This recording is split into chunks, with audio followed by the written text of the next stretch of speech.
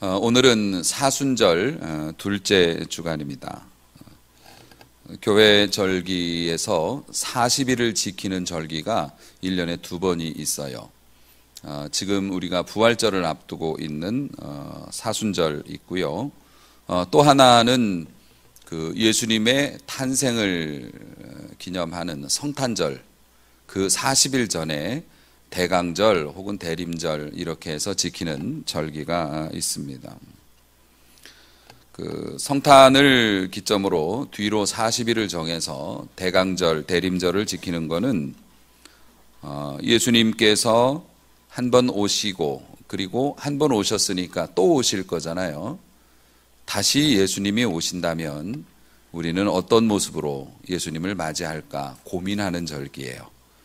그래서 예수님이 다시 이 땅에 오시고 나를 만나 주신다면 과연 내 이 모습이 예수님 만나기에 합당한 모습일까 스스로를 돌아보고 점검하고 또 그게 이제 연말이기 때문에 또 한 해를 마감하면서 이렇게 차분하게 지내는 절기고, 이 사순절은 예수님께서 십자가에 매달려 못 박히신 그날을 기점으로 해서 뒤로 40일을 정해서 지키는데 주일을 빼고 40일이에요.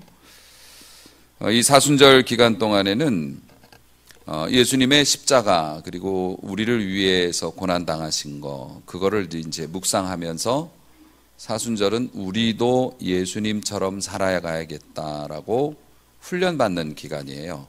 예수님을 닮아가기 힘쓰는 훈련의 기간이라는 거죠. 대림절은 점검의 시간, 사순절은 훈련, 우리도 예수님처럼 그렇게 살아봐야겠다라고 훈련받는 시간. 여러분 가운데 이제 이런 말씀을 하시는 분이 계셔요. 목사님, 저는 왜 신앙이 성장하지 않는지 모르겠어요. 그런데 그 질문을 던지신 분이 놀랍게도 교회 중직자란 말이죠. 교회를 되게 오래 다니셨는데 신앙이 성장이 안 된다고 고민하세요. 그런데 아마 이런 고민은 우리 모두가 가지고 있는 고민이 아닐까 싶습니다. 마치 비행기가 날아가면서 조금씩 고도가 낮아지듯이 점점 내 신앙이 떨어져 가고 있다는 것을 느끼는 거. 자기도 놀랄 때가 있어요. 자기의 모습에. 내가 이렇게 말하고 이렇게 행동하네. 내 믿음이 진짜 떨어지긴 떨어졌구나. 나도 그 상황에 충실해서 그렇게 말하고 행동하긴 했지만 곰곰이 와서 생각해 보면 옛날에 나 안 그랬는데, 이제 이런. 중직자일수록 사실 그런 것이 더 많은 것 같아요. 신앙이 점점 이렇게 위로 올라가는 신앙보다는 조금씩 옛날에 받은 은혜를 까먹으면서 이렇게 조금씩 아래로 내려가는 거, 그러면 되게 불편하거든요. 여러분들 비행기 여행 많이 해보셔서 아시죠? 비행기는 높이 올라가면은 기류가 별로 없어서 이렇게 크게 흔들림이 없습니다. 그런데 착륙을 위해서 지면 가까이 내려가면 비행기가 아주 널을 뛰죠. 그냥 정신을 못 차립니다. 신앙도 그렇거든요. 주님께 가까이 순수한 신앙으로 믿음의 고도를 높이면은 웬만한 근심 걱정 다 사라지고요. 우리가 손 닿지 않는 곳에 있는 근심도 우리를 괴롭히지 못해요. 그런데 신앙의 고도가 낮아지면 아주 난리도 아니죠. 게다가 불시착이라도 해보십시오. 비행기가 한번 땅에 내려앉아 버리면은 다시 떠오르기란 굉장히 어려운 일이죠. 그런데 왜 우리가 그렇게 될까요? 딱 한 가지입니다. 운동을 안 하셔서 그래요. 영혼하고 육신이 똑같습니다. 우리의 육신이 운동 안 하면 약해지잖아요. 둔해지고요.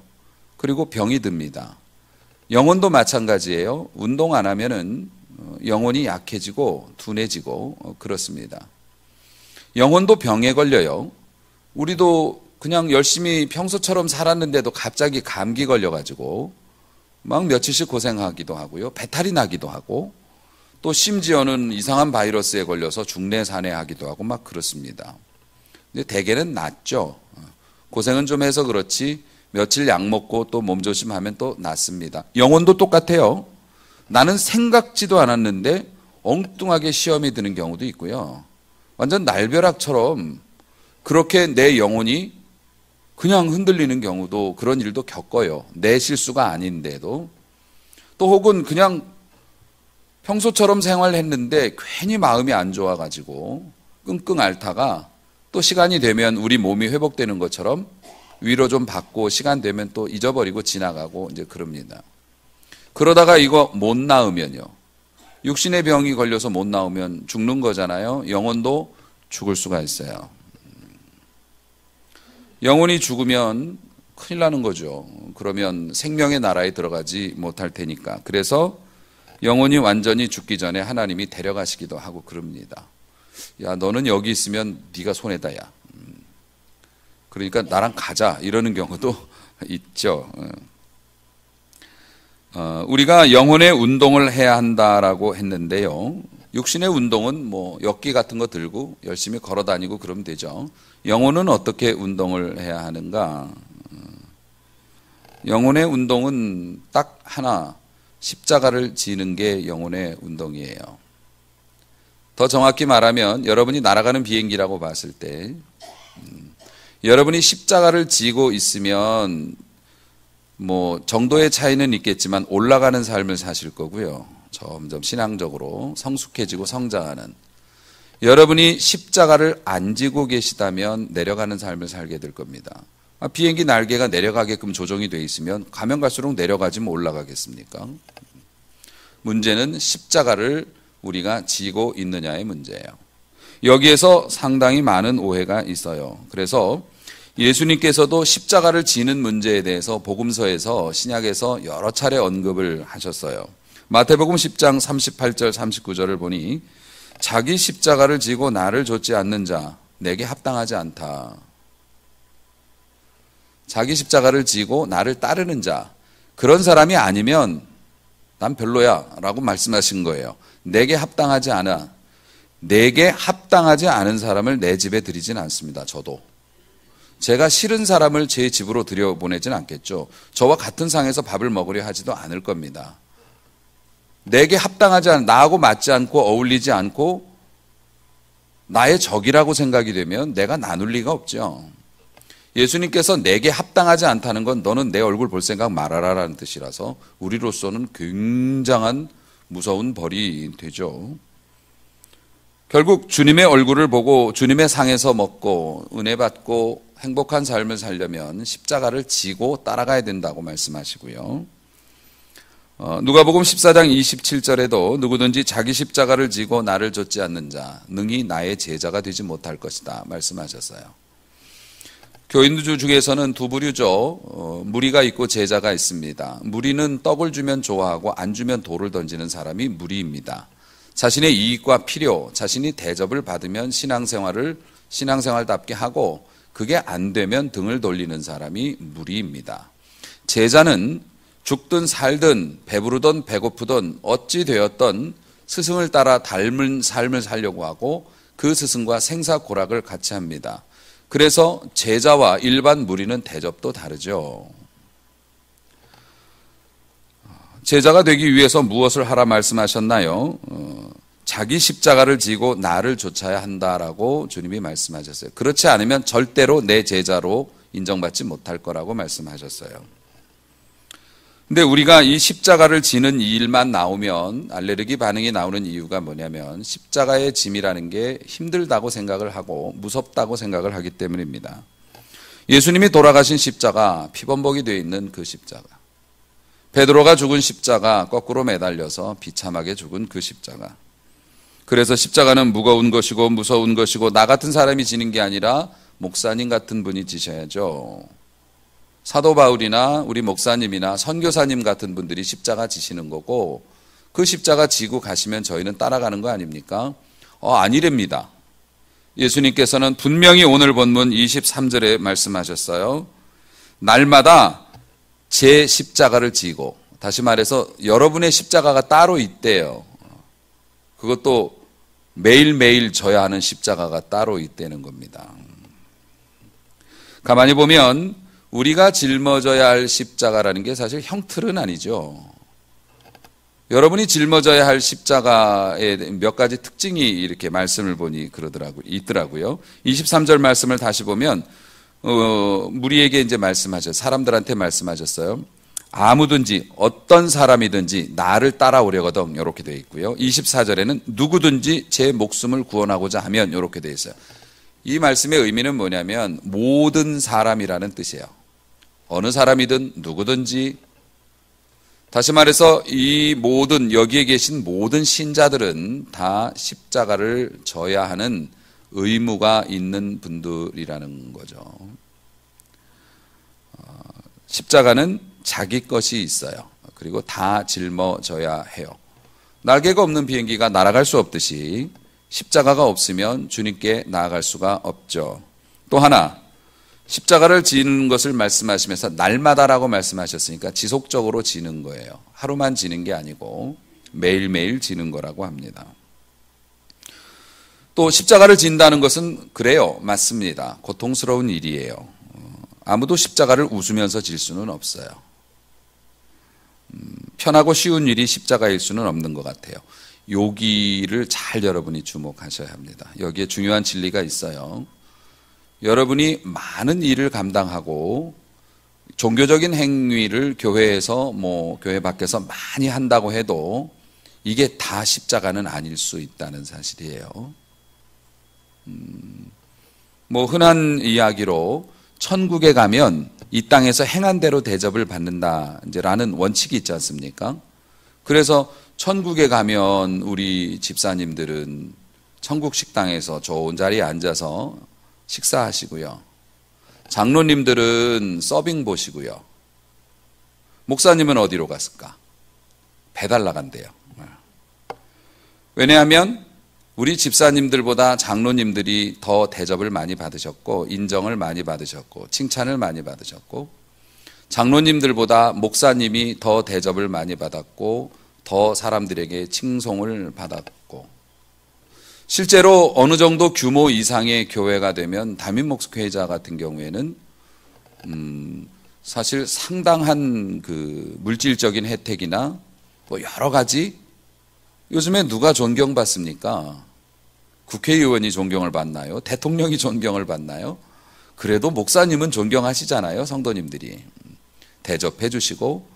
그래서 어느 정도 큰 교회 목사님들은 그분들이 누리는 어떤 그런 것들이 사실 일반인들이 보시기에는 과해 보일 정도로 많은 것을 누리는 것이 사실입니다.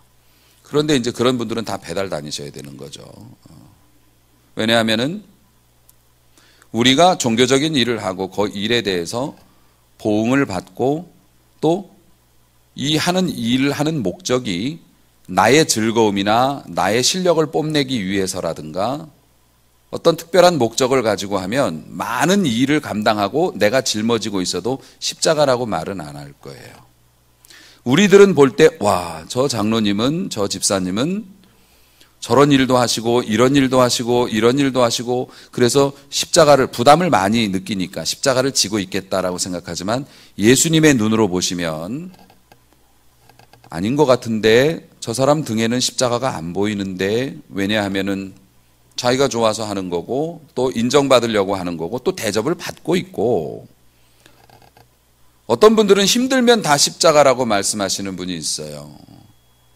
그래서 자식 때문에 너무 힘들다고 자식이 내 십자가라고 말씀하시는데 그 말씀 취소하셔야 해요. 어떤 분은 사업하느라고 가게 하느라고 너무 힘들어서 십자가 지는 것 같다고 말씀하시는데, 가게 하시는 건 여러분 돈 벌려고 하시는 거잖아요. 자식이 말 안 듣는 거는 내가 자식과의 관계가 문제가 있어서 그런 거지. 여러분의 직장이나 회사나 또 혹은 가게나 그리고 여러분의 자녀는 하나님이 주신 축복이에요. 그게 왜 십자가입니까? 어쩌면 뜻대로 안 풀리는 사업이나 뜻대로 안 나가는 자식들이 나를 힘들게 할 수 있어요. 그건 내 인생의 짐이에요.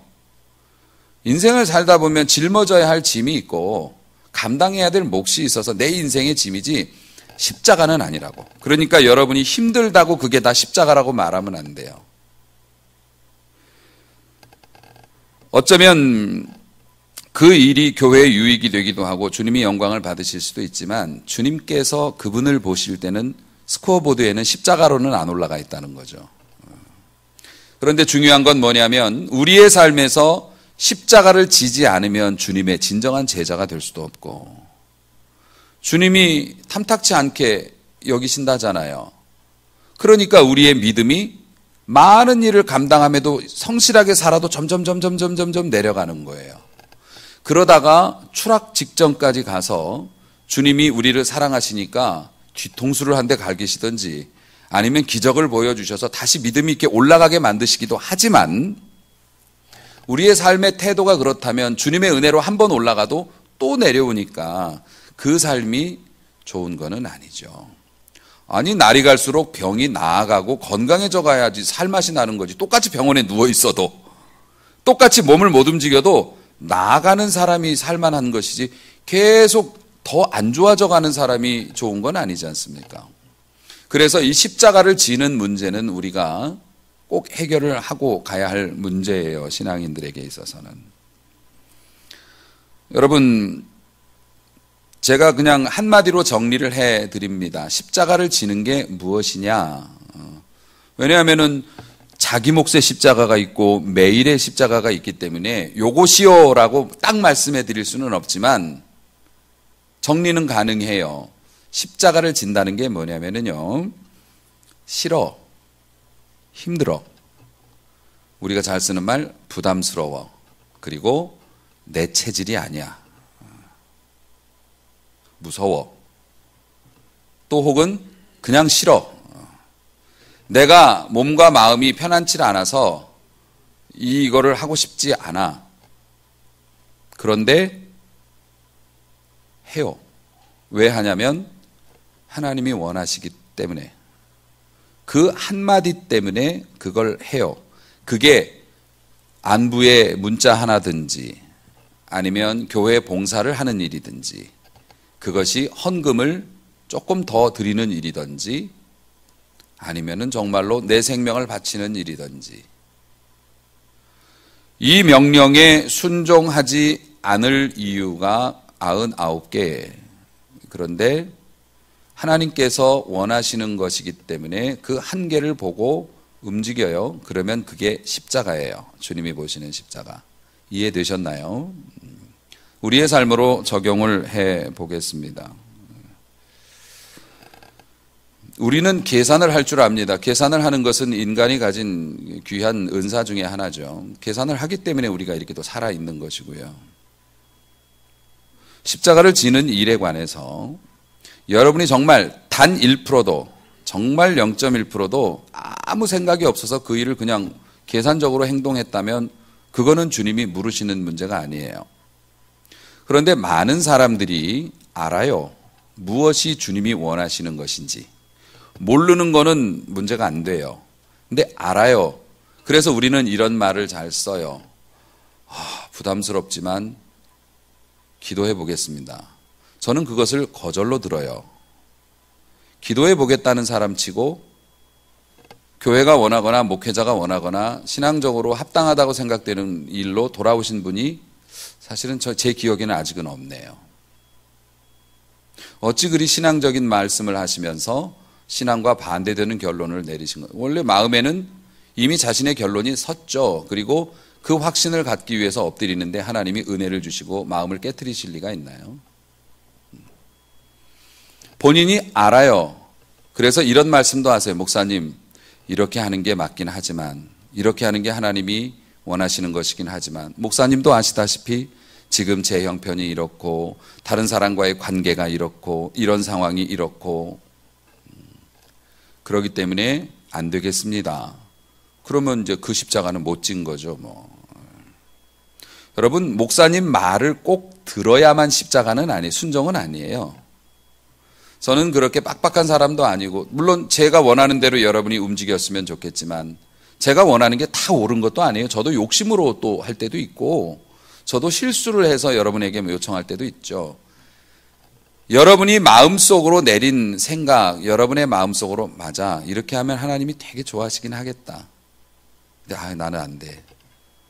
나는 그 사람한테 그렇게 못해. 나는 여기에서 이거 포기 못해.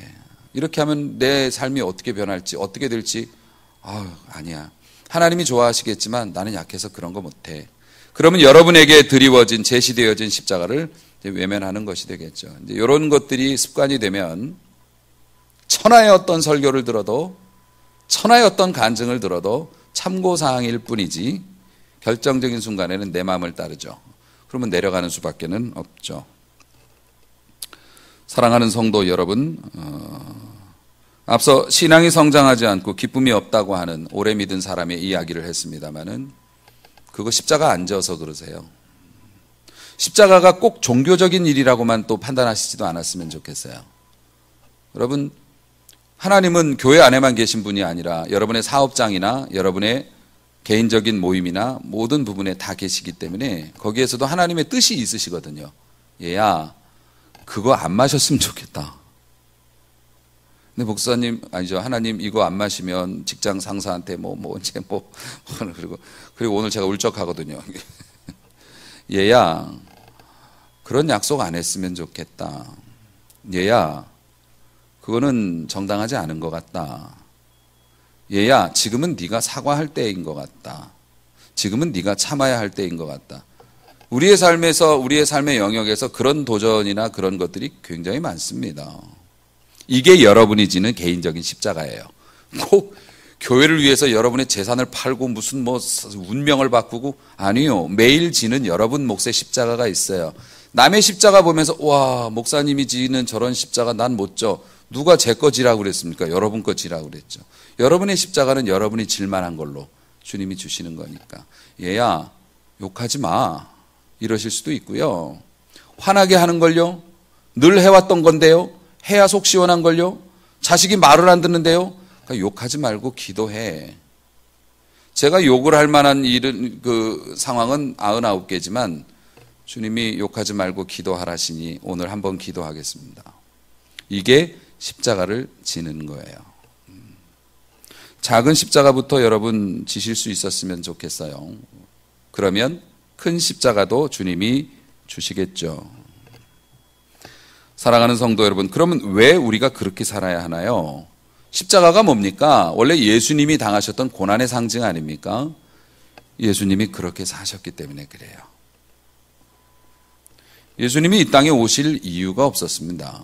하늘의 영광을 버리고. 우리는 이 땅에서 아파트가 몇 평이냐, 또 뭐가 얼마냐, 땅이 얼마고, 이 땅은 얼마고, 그러고 그냥 머리 깨지게 부딪히며 살지만 하늘 위에서 올라가 보면 다 초라한 것이고요. 비행기만 타도 그렇고. 우주에 나가서 보면 지구는 하나의 공밖에 안 되고요. 우리가 인간이 지금까지 밝혀놓은 우주의 규모로 보면 우리 지구는 먼지 한 톨도 안 된다고 생각을 과학자들이 말해요. 지금까지 우리의 지식의 범위에서 발견된 우주의 규모만 봐도 그 우주를 말씀 하나로 창조하신 하나님. 지구를 허공 중에 매다시고 1분 1초의 오차도 없이 수천 수만 년을 허공 중에서 돌리시고 사계절을 주시고 바람과 비를 주시고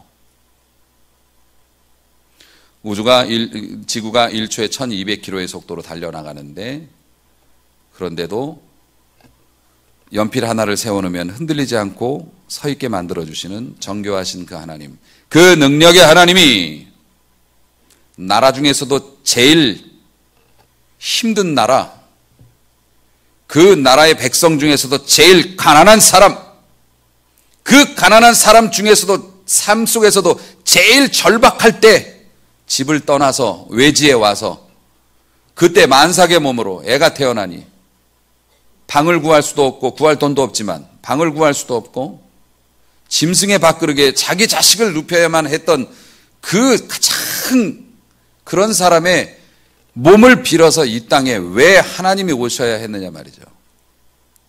예수님이 오셔서 이 땅의 삶을 사실 때도 가난한 자, 소외된 자와 함께 하셨고 오해 많이 받으셨고 욕도 많이 드셨고요. 매도 많이 맞으셨고요. 십자가의 형벌을 받을 때 그 십자가의 형벌을 받으면 우리는 그림을 통해서 보는 십자가는 예수님께서 뭐 하나 걸치고 계시지만 원래 십자가는 완전히 빨가벗겨서 성인 남자를 그렇게 매달아 놓거든요. 그리고 죽지도 못하게 해요. 부끄러워 죽으라고. 일주일을 버티는 사람도 있대요. 거기 매달려가지고. 죽으려고 그러면 물 주고. 못 죽게 하는 거예요. 그렇게 부끄러움과 수치를 당해서 예수님은 창으로 찔려서 그런 부끄러움과 수치를 당하고 싶으셨겠냐고요. 그러니까 예수님께서 마지막 겟세마네 동산에서 뭐라 기도하십니까? 하나님, 어떻게 안 되겠습니까? 이 잔을 안 마시면 안 될까요? 십자가 안 지면 이건 제 스타일이 아닌 것 같습니다. 제가 할 일도 아닌 것 같고, 그리고 제가 위치가 있지, 이 벌거벗고, 이거는. 그런데 주님이 뭐라 말씀하십니까? 하지만 내 뜻대로 마옵시고 아버지의 뜻대로 되기를 원합니다 하고 가셨어요. 그래서 십자가예요. 그게 십자가의 핵심은 뭡니까? 내 뜻이 분명히 다 있고 내가 하고 싶은 것이 많이 있지만 하지만 아버지의 뜻을 따릅니다. 요게 십자가예요. 그래서 여러분이 대단한 종교적인 일을 하지 않아도 충분히 주님 보시기에 저 사람은 십자가를 지고 있구나. 그러면 날개가 하늘로 올라가 있는 사람이에요. 하나님께서 세월과 은혜를 보내어 주시면 우리는 상승하는 사람이 되겠죠. 그런 예화 기억나시죠? 옛날 비행기에 쥐가 있어가지고 날아가는 비행기가 쥐가 있어서 막 이것저것 갉아먹고 그래서 비행기가 위태하게 됐다고. 그 배관 속에 들어가 있고 좁은 비행기 안에 숨어있는 쥐를 어떻게 잡아요? 고도를 완전히 높여서 공기가 희박한 곳까지 올라가니 쥐가 죽었다고. 그런 예화가 있듯이 우리가 십자가를 지면 하나님께서 우리로 하여금 우리 주님 가까운 삶으로 올라가게 하시고 올라가면 올라갈수록 우리의 삶의 근심과 고민이 더 이상 우리를 괴롭히지 못하니 할렐루야. 사랑하는 우리 성도 여러분, 그렇기 때문에 십자가를 우리가 져야 하는데 결국 십자가를 진다고 하는 것은 자아를 죽이는 거죠. 내 뜻을 꺾어서 하나님의 뜻에 맞추는 것인데 이게 잘 안 됩니다. 우리의 힘으로 되지 않아요. 자아를 꺾는 일이 얼마나 어려운지 잠언에 이렇게 나와 있습니다. 노하기를 더디하는 자는 용사보다 낫고 또 마음을 다스리는 자는 성을 빼앗는 자보다 나으니라. 요즘에 성을 뺏는 사람은 없으니까 재벌보다 낫다 이렇게 하시면 되겠습니다. 자기 마음을 다스리는 게 재벌이 되는 것보다 훨씬 더 낫고 훌륭한 일이라고. 그만큼 자아를 꺾는다는 건 우리에게 있어서는 어려운 일이에요. 그런데 자아를 어떻게 꺾느냐? 여러분 자동차 있으시잖아요. 요즘에 자동차는 버튼을 누르면 시동이 걸리더라고요. 너무 신기합니다. 아직 저는 이거거든요. 버튼 누르면. 근데 뭐 원리는 똑같습니다. 여러분이 버튼을 누르는 순간 자동차 배터리에는 전기가 충전되어 있고요. 그 전기가 스타트 모터를 돌리죠.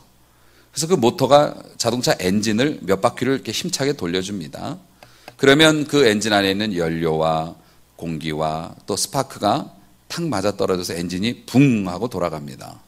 붕 하고 돌아가면 그 다음엔 어떻게 됩니까? 자동차가 자유로이 움직일 뿐만 아니라 그 자동차에서 나오는 또 전기가 있어서 그걸로 배터리를 또 충전합니다. 자, 이런 원리로 자동차가 돌아요. 영적인 원리도 비슷합니다. 여러분이 평소에 은혜 생활을 하시면 영적인 에너지가 충전이 돼 있겠죠. 그리고 여러분이 선택을 해야 하는 기로에서 하나님의 뜻을 선택할 수 있는 힘이 조금 있는 겁니다. 결정은 여러분이 하시는 거예요. 하나님의 뜻에 순종할 것인가 아닌가. 그래서 순종을 하는데 우리가 연약한 사람이라 한 번, 두 번, 세 번 이상 순종하기가 어려워요. 우린 금방 떨어지니까. 배터리도 시동 안 걸릴 때 계속 몇 번 돌리면 배터리 떨어져서 이제 안 되잖아요. 그것처럼 순종을 이렇게 하면 우리가 평소에 믿음으로 순종을 하면 하나님의 영적인 기관이 움직이기 시작합니다. 성령이 역사하시고요. 하나님의 도우심이 우리의 삶으로 들어옵니다. 그래서 우리의 삶이 힘차게 돌아가서 그 거대했던 우리의 짐들이 우리가 내 차에 타고 있는 수많은 우리가 십자가라고 알았던 우리의 축복, 자녀들, 우리의 경제적인 이런 것들이 이제 우리가 원하는 대로 움직이기 시작하죠. 하나님의 능력으로 사랑할 수 있게 되고 봉사할 수 있게 되고 대가를 바라지 아니하고 하나님 앞에서 온전히 할 수 있는 힘이 하나님께로부터 공급되어집니다. 어떻게 할 때요? 우리가 먼저 우리의 믿음으로 선택하고 결단하여서 순종할 때, 그러면 시동이 걸리는 겁니다. 그렇기 때문에 여러분이 십자가를 지는 일은 한 번, 두 번, 세 번만 하시면 됩니다. 그렇게 하면 하나님이 도와주셔서 그 다음부터는 하나님의 힘으로 지게 해주시는 줄로 믿으시기 바랍니다. 그래서 십자가를 지는 것도 사실 우리의 공로는 아니에요. 하나님의 은혜일 뿐이죠. 그리고 여러분, 그 십자가를 지는 것이 좋은 것이 뭐냐면 특별한 성격이 있어서 그래요. 십자가는 바라보는 자에게는 무섭고 부담스러운 거예요. 어리석고 부끄러운 것이에요. 그 복음도 그렇잖아요. 복음을 밖에서 바라볼 때는 어리석은 거라고 생각해요. 별 볼 일 없는 거라고 생각하고 교회 다니는 거 우습게 보이죠. 십자가를 지는 게 겉에서 볼 때는 불편해 보이고 손해 같아 보이고 부끄러운 일 같고 그렇습니다. 그런데 십자가를 막상 짊어지면 변화가 일어납니다. 하나님의 능력으로 보호받고 있음을 느끼게 되고 자기가 십자가를 지고 있다고 하는 순간 아무런 대가를 바라지 않고 오직 하나님의 뜻을 따르기 위해서 내가 순종하고 양보하고 내 것을 내려놓고 자아를 꺾을 때 그게 십자가를 짊어지는 순간 십자가의 능력이 나를 지배해서 이건 짊어져 보지 않은 사람은 절대 알 수 없죠. 영광의 십자가가 되고 기쁨의 십자가가 됩니다. 이건 저 개인의 해석이 아니고 우리 예수님이 그러셨잖아요. 예수님은 십자가에서 죽으셨지만 십자가에서 죽어서 내려왔지만 살아나셨습니다. 그리고 그 영광으로 모든 백성에게 살 길을 열어주셨고요. 할렐루야. 많은 사람이 보는 앞에서 하늘로 올라가시고 다시 오실 날을 준비하며 천국에 우리 자리를 예비하고 계시고 하나님 보좌 우편에서 지금도 예수 이름의 권세로 세상을 다스리고 계시거든요. 믿는 자의 소망이요. 그러니까 우리도 십자가를 지면 이런 일이, 주와 함께 고난을 받으면 주와 함께 영광을 누리게 되겠죠. 그래서 십자가는 이런 특성이 있어서 여러분들이 은혜 생활, 경건 생활을 열심히 해야 되는 이유가 일단은 이게 십자가인지 아닌지 발견부터 해야 되고 그리고 한두 번, 세 번까지는 순종해 볼 수 있는 힘은 평소 여러분의 경건 생활의 힘에서 나오는 거거든요. 사랑하는 성도 여러분, 주님이 그러셨던 것처럼 저는 볼 수 없고 다른 사람도 인정 안 해줄지 모르지만 예수님은 정확히 보실 테니까 예수님이 보셨을 때 십자가를 지고 있구나. 내 식탁에 오라. 십자가를 지고 있구나. 나의 집으로 들어오라. 십자가를 지고 있구나. 너는 내게로 가까이 오라 하시는 그런 대접을 받는 여러분들이 되었으면 좋겠습니다. 이 사순절 또 한 주를 지내시면서 과연 내가 짊어져야 하는 십자가는 무엇인가 고민하시고 용기를 내시어 순종하심으로 하나님이 십자가를 지시는 자에게 주시는 놀라운 축복을 다 받아보시기를 주님의 이름으로 축원합니다.